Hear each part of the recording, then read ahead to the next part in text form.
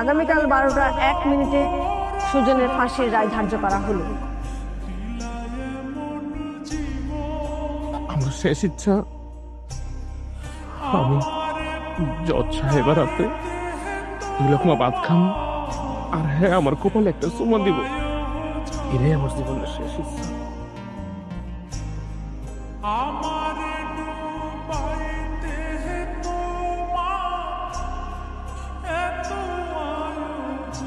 আমার একটু পানি দাও না মা।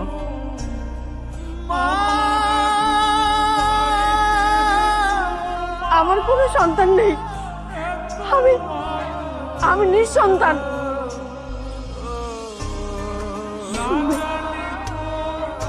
তুমি শুনবে কেন আমাকে মা বলে ডাকলো? ও ভেবেছে আমাকে মা বলে ডাকলে ওর সাজা কমে যাবে, এজন্য আমাকে মা বলে ডেকেছে। কিন্তু ও জানে না, ওর ধারণা ভুল। আইনের গতিতেই চলে। কিন্তু তোমার চোখে পানি কেন? একটা ফাঁসির আসামির জন্য তোমার চোখে পানি?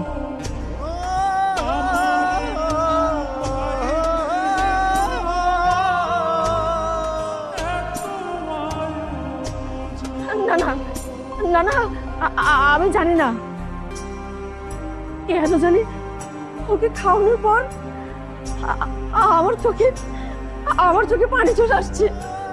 মনে হচ্ছে ও আমার অনেক চেনা, আমার অনেক কাছের, অনেক আপন।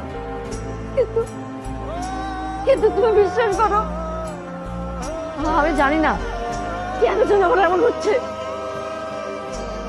অফিসার, আপনি ওকে আমার সামনে থেকে নিয়ে যান। আমি কোনো কিছু জানি না, কিন্তু আমি জানি এই সুজন হলো আপনার পোলা।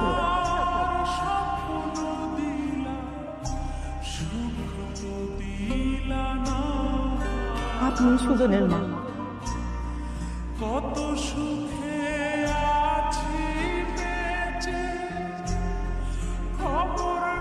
রহিমা, তুই এসব কি বলছিস?